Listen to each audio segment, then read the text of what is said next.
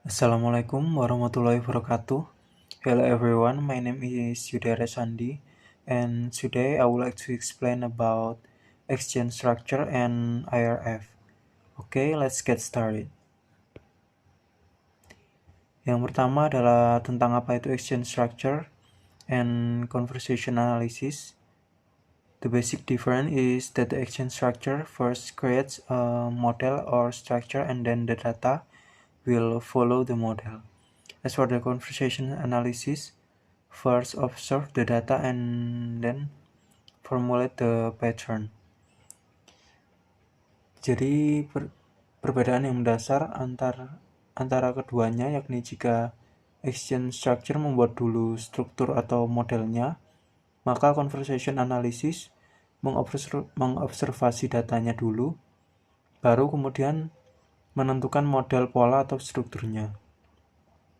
Sebagai contoh, ketika kita akan memasak sebuah nasi, maka pasti ada pola atau urutan yang harus diikuti. Seperti itulah action structure. Berbeda dengan CA atau conversation analysis yang membiarkan percakapan berjalan apa adanya dan kemudian baru menentukan pola dari data percakapan yang telah berlangsung. Oke, selanjutnya akan kita bahas lebih lanjut tentang apa itu action structure. Jadi, action structure sendiri adalah pola yang dipakai untuk menganalisis tipe dari sebuah percakapan.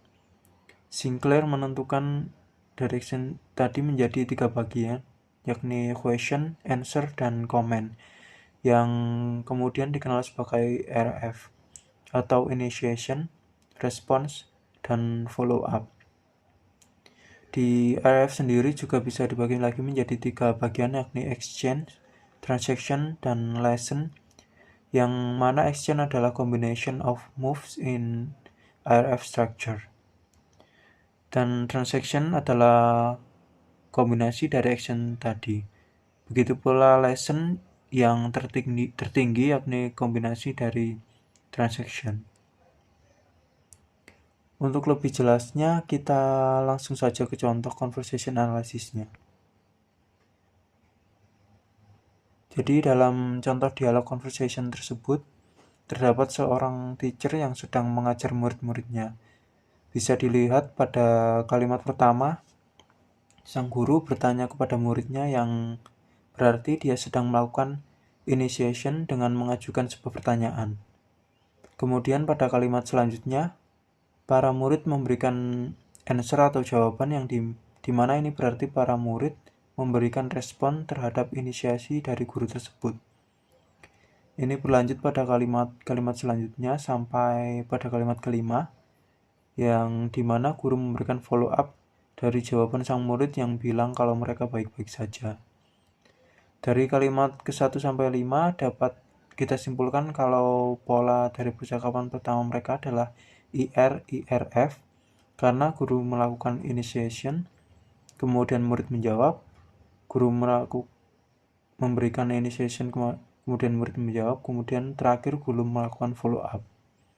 Inilah yang disebut pola atau model IRF dalam action structure. Yang selanjutnya untuk contoh yang dimaksud dengan exchange, transaction, dan lesson. Bisa kita lihat dalam kalimat 1, 2, 3, 4, 5, 6 itu merupakan exchange. Jadi exchange adalah kombinasi move dari dua kalimat tadi. Dan untuk transaction adalah kombinasi dari exchange.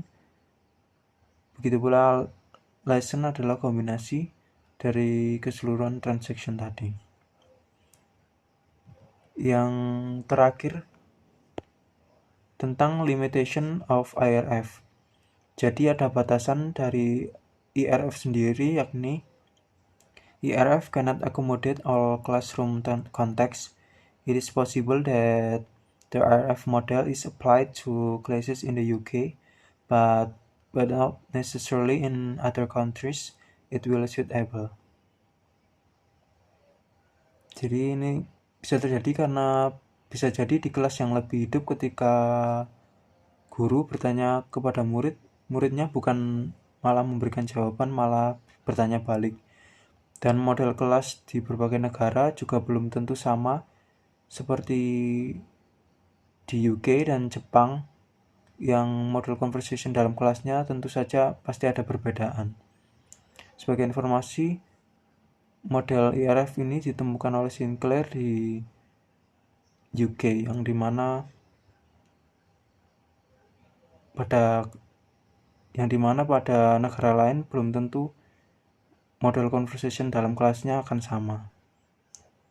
Yang terakhir yakni IRF can be used in conversation other than in the classroom, but the model must be similar to one where there is someone who is more powerful or leads the conversation, such as in a quiz or job interview. Jadi model IRF ini pada percakapannya harus bisa juga diterapkan pada percakapan lain selain kelas, tapi modelnya harus mirip-mirip, yang dimana pada percakapan kelas ada guru yang dimana berperan sebagai leader atau mengawal jalannya percakapan. Oke, mungkin itu saja yang bisa saya jelaskan. Jika ada kurangnya, mohon dimaklumi. Wassalamualaikum warahmatullahi wabarakatuh.